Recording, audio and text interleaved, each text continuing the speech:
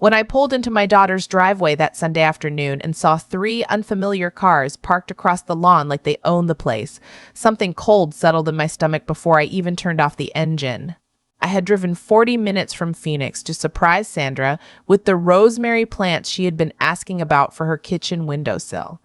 I was looking forward to a quiet afternoon with my daughter, maybe a glass of sweet tea on the back porch. What I found instead made me wish I'd come sooner.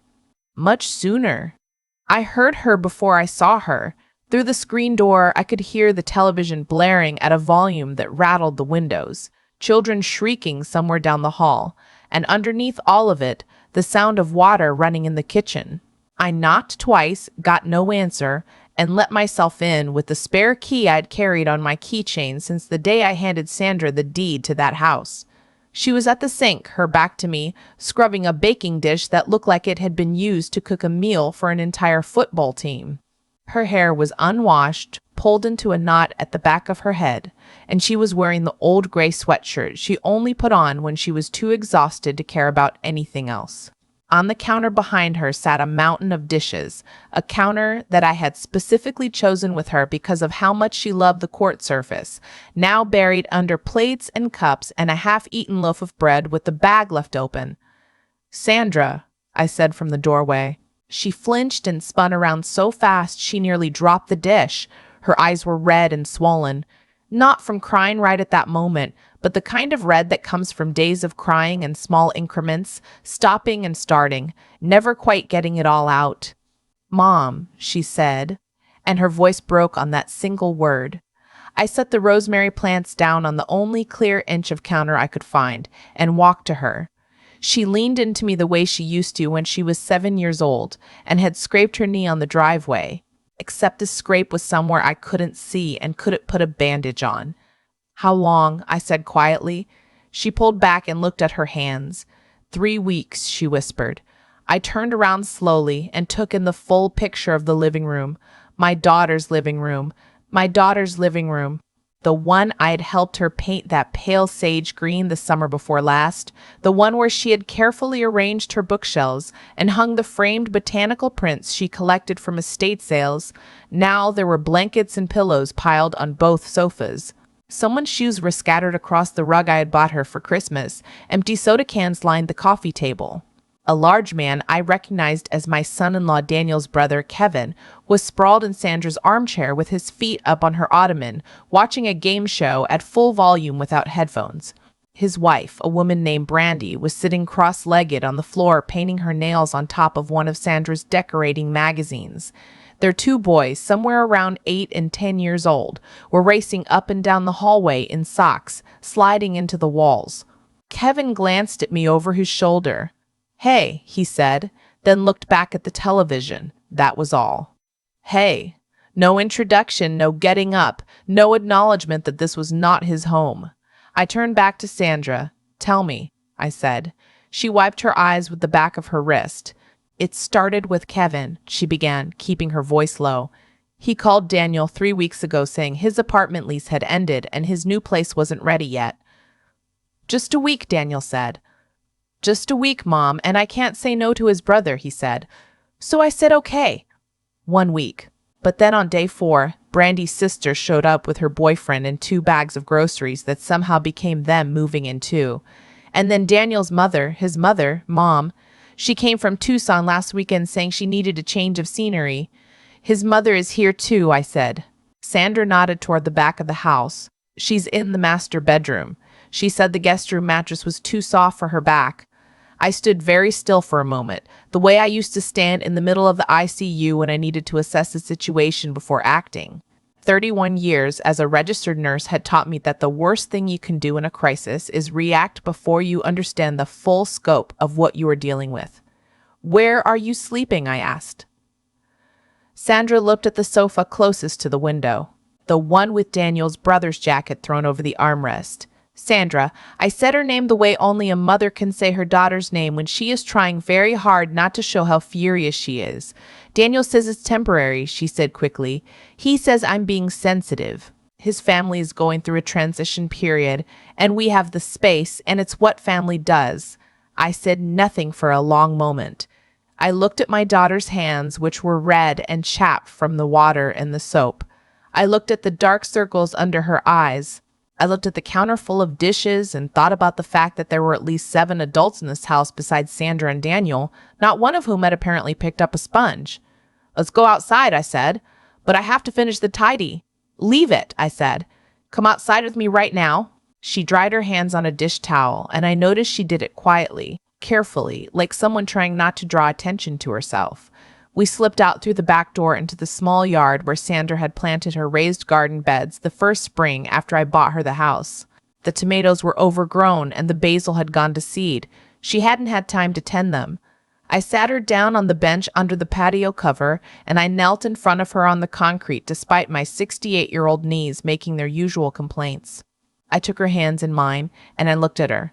"Tell me all of it," I said. "Everything, from the beginning." And she did. She told me how it had started with Kevin and the lease situation, which she later found out wasn't entirely true because Kevin had simply stopped paying his rent and been asked to leave. She told me how Daniel had invited his mother without telling Sandra until the day before she arrived. She told me how she had tried, twice, to talk to Daniel about how overwhelmed she was, and how the first time he had told her she was overreacting, and the second time he had gotten genuinely angry with her and said that the stress of his family being in need was hard enough without her adding to it. She told me she had started getting up at 5 in the morning to have 1 hour of quiet before the household woke up and started demanding things, that she had been doing 3 full loads of laundry per day, that the grocery bill for the past 3 weeks had come to nearly $1,100, all of it charged to the credit card she paid herself because Daniel said his accounts were tied up with the financial situation he was sorting out. $1,100, I repeated. She nodded. And Kevin's wife asked me yesterday if I could make her a gluten-free option at dinner because Sandra paused. She looked almost embarrassed to say the next part, because apparently regular pasta doesn't agree with her. I took a slow breath. I thought about the house I had purchased for Sandra 2 years ago. I had liquidated a retirement account to do it. I had paid the early withdrawal penalty without flinching because I had watched my daughter come apart after her first marriage ended, and I had decided as clearly as I had ever decided anything that she would have something in this world that was entirely and irrevocably hers, a place where no one could diminish her, a place she could come home to and exhale. The house was in Sandra's name alone. I had been very deliberate about that, the same way I had been deliberate about everything practical in my life since my husband passed, and I learned that a woman who does not protect herself will find no one else willing to do it for her. I had sat with my attorney and made certain that every document reflected Sandra as the sole owner of that property. She had not yet been with Daniel when I bought it. It was hers before he entered the picture, and it remained hers regardless of the marriage. I stood up. "Mom," Sandra said. "What are you going to do?" "I'm going to go inside and have a conversation," I said. "Please don't make it worse." I stopped and turned back to her. "Sweetheart," I said, "I need you to hear me. What is happening in that house right now is not your fault, but it is your problem, and it will stay your problem until someone decides it is over. I am going to go help you decide it is over, but I need you to stand next to me. Can you do that?" She was quiet for a moment. Then she straightened her back the smallest amount. "Okay," she said. "I want to be clear about what happened next, because I have told this story to a few people since, and some of them have assumed I went in there, hot, ready to yell. That is not what I did. I was 68 years old, and I had worked a third of a century in emergency medicine. I had told families that their person was not coming home. I had held the hands of people who were terrified. I had learned the hard way that volume is not the same thing as authority, and that the most frightening thing you can do to someone who is used to controlling a room is to walk in quietly and take the room away from them. I went back inside. Sandra followed me. "Kevin," I said, walking directly to the television and pressing the power button on the set. He sat up. "Hey, we were watching that." I turned to face him. "My name is Margaret," I said. "I'm Sandra's mother. I also hold the deed to this property, which I'm happy to show you if that would be helpful. Sandra and I need to have a family conversation, and I'm going to ask everyone to come to the living room now." Kevin stared at me. A muscle in his jaw twitched. He looked at Sandra, then back at me, and something in my expression apparently communicated that I was not presenting this as optional. He got up slowly, the way men do when they want you to know they are humoring you, and went to find his wife. Brandy came in fanning her wet nails, her sister and the sister's boyfriend behind her. The boys came thundering down the hallway, and their mother told them to sit down somewhere and be quiet, which they did not do. From the back of the house came the sound of a door opening, and then Daniel's mother appeared. Her name was Carolyn. She was a small woman in her late 60s who carried herself like someone who had always been the most important person in whatever room she entered. She was wearing Sandra's robe, the plush white one Sandra had treated herself to after her divorce was finalized. I recognized it because I had been with Sandra the day she bought it. "Alice," she said brightly when she saw me. "No," I thought. "Wrong daughter, wrong story. My name is Margaret." "Margaret," she corrected herself, smiling. "How nice! Sandra didn't mention you were coming. That was intentional," I said. I turned to include the whole room. "I've been hearing about the living situation here, and I wanted to come see it for myself." "Oh, it's all been very comfortable," Carolyn said pleasantly, settling herself onto the sofa as though this were a tea party. "Sandra has been wonderful. She's such a natural hostess, it's really no trouble." I looked at Sandra's hands, I looked at the sink full of dishes, I looked at the laundry basket by the hallway that was overflowing, then I looked back at Carolyn. "I'd like to ask a few questions," I said. "How much has each of you contributed toward groceries in the past 3 weeks?" No one answered. Brandy studied her nails. Kevin looked at the blank television screen. "The total grocery bill," I continued, "has been approximately $1,100 paid by Sandra. Who here has contributed to the utilities? The water bills for 7 extra people taking showers would be considerable. And who has helped with cleaning, cooking, or laundry?" Silence. "We're family," Carolyn said finally. "Family takes care of each other." "I agree completely," I said. "Which is why what I'm seeing concerns me, because from where I'm standing, it looks like one member of this family has been taking care of all the others, without rest, without thanks, and without her husband noticing that she has been sleeping on the sofa in her own home for 3 weeks. That landed differently than anything else I had said. I saw Brandy's eyes cut sideways toward Kevin. I saw Carolyn's smile become slightly less certain. Daniel appeared in the doorway then.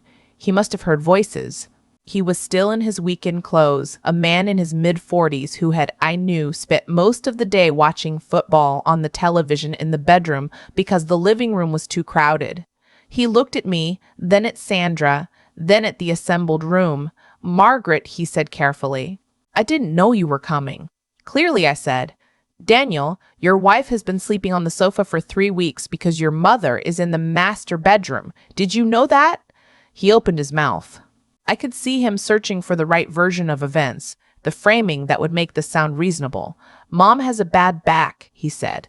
"The guest mattress isn't firm enough for her." Laura was being flexible. "Sandra," I said. "Right," he said. "Sandra, and where have you been sleeping?" I asked. He paused. "In the guest room," he said. "So you have been sleeping in a bed," I said, "and your wife has been sleeping on the sofa, and you did not find that worth addressing?" "She didn't tell me it was bothering her that much," he said, and I heard the shift in his voice, the slight defensive edge. "I did tell you," Sandra said. Her voice was quiet, but it was steady. "I told you twice. The second time you told me I was creating drama when your family was already stressed." He looked at her. Something moved across his face.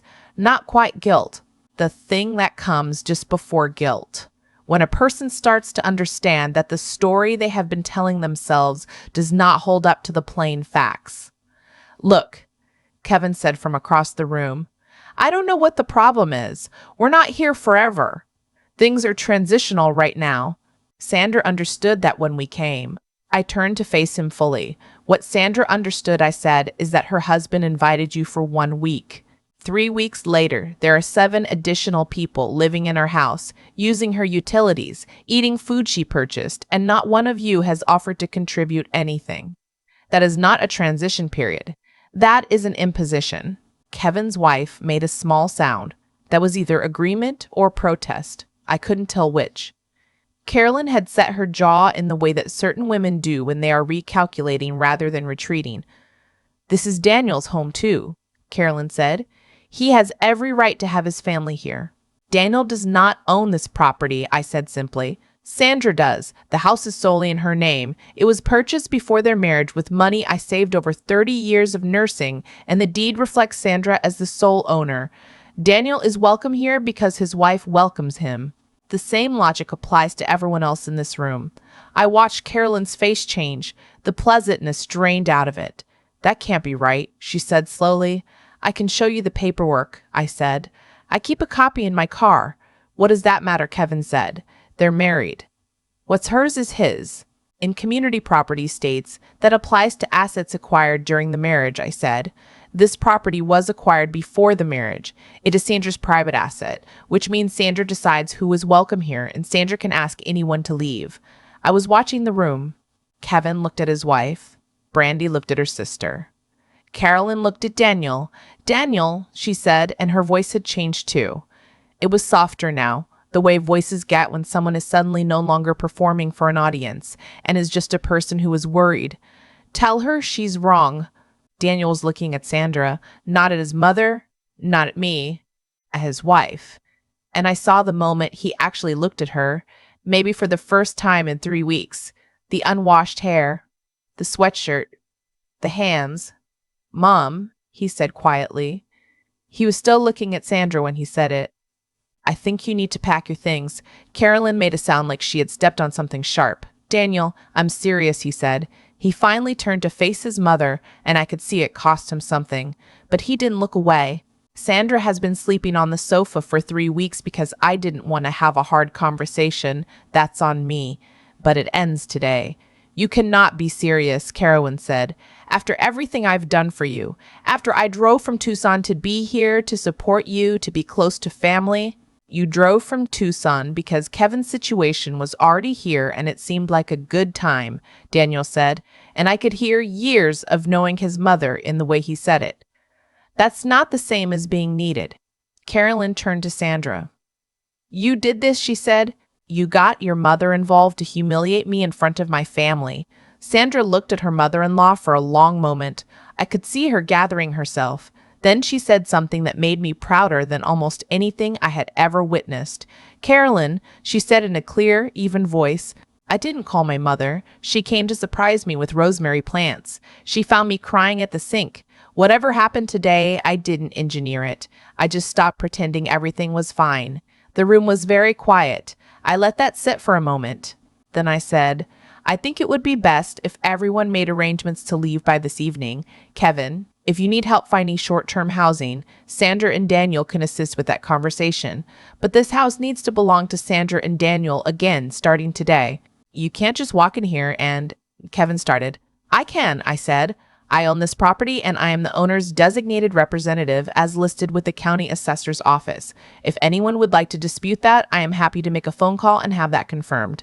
Alternatively, you can begin packing. I pulled my phone from my pocket. The gesture was enough. Kevin stood up. Fine, he said. Fine. But when you people need something, don't come looking to us. I hope we won't need to, I said pleasantly. It took 2 hours. There was a great deal of murmuring, a few slammed cabinet doors, and one moment when Brandy attempted to leave with the electric kettle from Sandra's kitchen that I simply intercepted without comment. Carolyn packed with the wounded dignity of someone who wanted everyone to witness how deeply she was suffering. She made 3 separate trips past Daniel with increasing amounts of luggage, each time waiting to see if he would stop her. He didn't stop her. He helped her carry the last bag to the car. I stood on the front porch with Sandra while the cars backed out of the driveway one by one, Kevin's SUV, Brandy's sister's sedan, and finally Carolyn's silver car, which paused at the end of the driveway long enough for Carolyn to look back at Daniel through the windshield. He lifted his hand. She drove away. Sandra let out a breath that seemed to come from somewhere very deep. Daniel came back up the porch steps. He stopped in front of Sandra and he didn't say anything for a long moment. Then he said, I am so sorry. I don't know how I let it go this far. Sandra looked at him. I love you, she said, but I need you to hear me when I tell you something is wrong. I need that to be a thing that is allowed to happen in our marriage. It is, he said. It is allowed. I just failed at it this time. Badly. He looked at me then. Margaret, he said, I know you didn't come here for this. I came for my daughter, I said. That's all. Thank you for doing what I should have done weeks ago. He meant it. I could see that he meant it. He was not a bad man. He was a man who had learned over a lifetime that peace with his family meant absorbing their needs without complaint, and he had not yet understood until today that he had transferred that expectation onto his wife without her consent. You can thank me by not making her ask twice next time, I said. He nodded. He went inside, and a few minutes later, we could hear him in the kitchen running the water. Sandra looked at me. He's doing the dishes, she said, like she needed to say it out loud to believe it. It's a start, I said. We sat down together on the porch bench. The afternoon had cooled slightly, the particular dry coolness of a Phoenix evening coming on, and the neighborhood had gone quiet. Somewhere down the street, a sprinkler came on. A dog barked once and stopped. I was so ashamed, Sandra said softly. Not of them, of myself. For letting it happen, for not calling you sooner, for not calling anyone.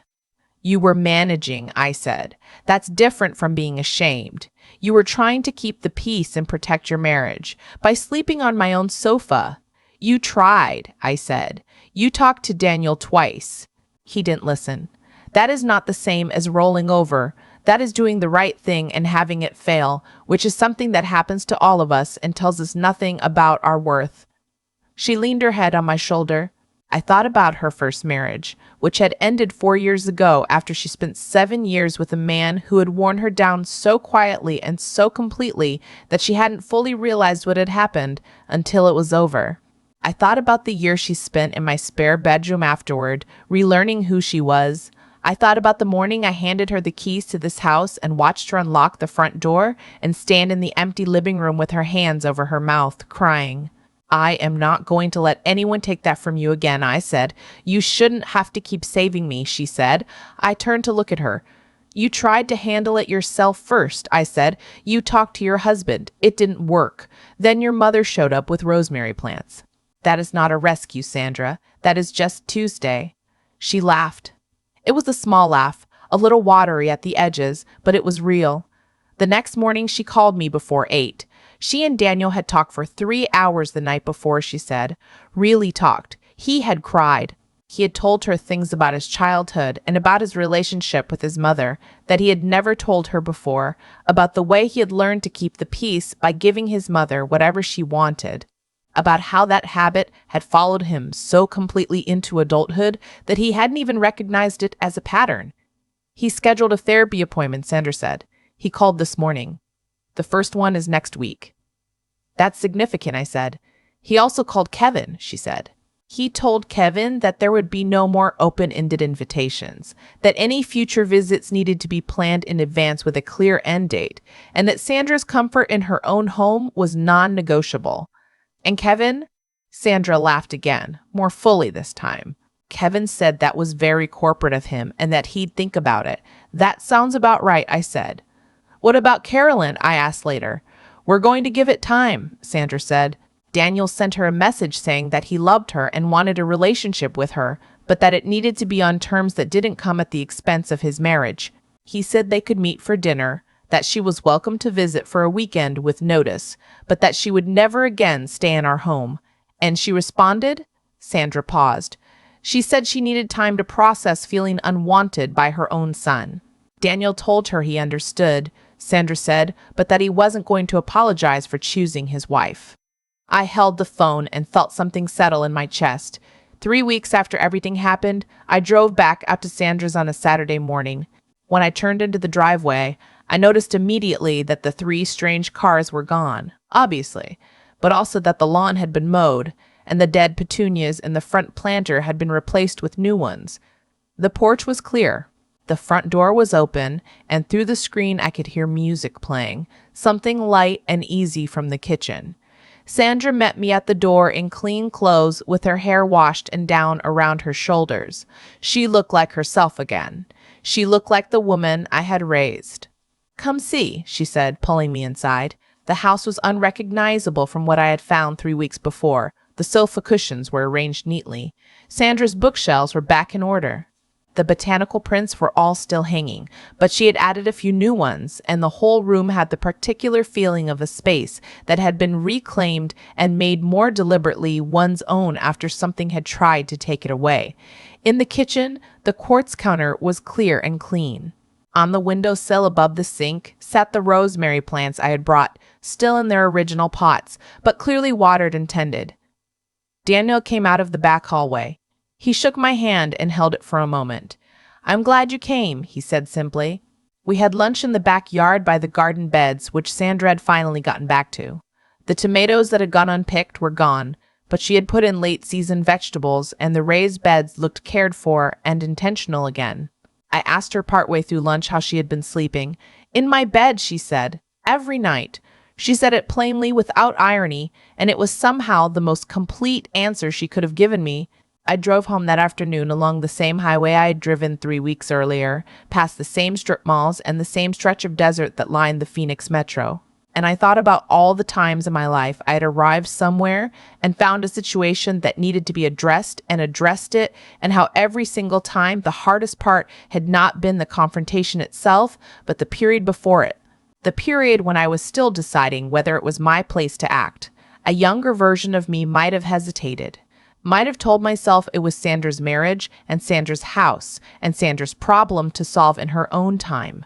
And there is a version of that thinking that is respectful and appropriate. There are times when the right thing is to wait to be asked. But there are also times when you walk through a screen door and find your daughter crying over a sinkful of someone else's dishes with cracked hands and shadows under her eyes.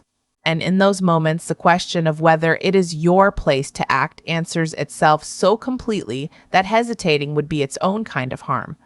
I had spent 31 years in emergency nursing. I understood the difference between a situation that was uncomfortable and a situation that was becoming dangerous. I understood that certain things, left untreated, do not simply resolve themselves. They calcify. They become the normal, and the normal becomes the baseline, and eventually the person inside it cannot see the edges of it anymore because they are inside it all the time. Sandra had almost reached that point.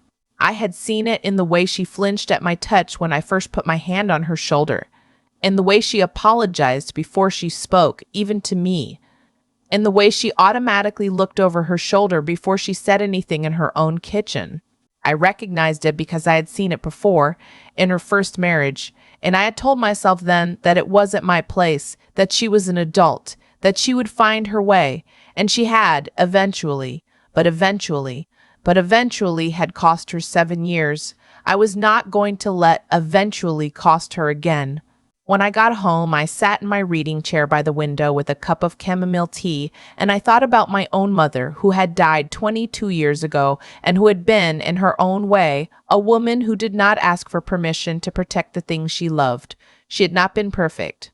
She had been, in many ways, difficult. But she had been fierce, and she had taught me by example that a woman who knows her own worth cannot be moved by people who are trying to take something from her, and that the most dangerous thing you can do to a bully, whether that bully is a person or a situation or an accumulated silence, is simply to stop being afraid of them. I picked up my phone and sent Sandra a message. It said only, "Rosemary is looking good." She replied 3 minutes later with a photograph. It was the windowsill above her kitchen sink, the rosemary plants in a row in the afternoon light, and in the bottom corner of the frame you could just see her hands resting on the clean counter, relaxed and open, the way hands look when they belong to someone who is home. I looked at that photograph for a long time. Then I set my phone down, finished my tea, and went to bed. And for the first time in 3 weeks, I slept without waking.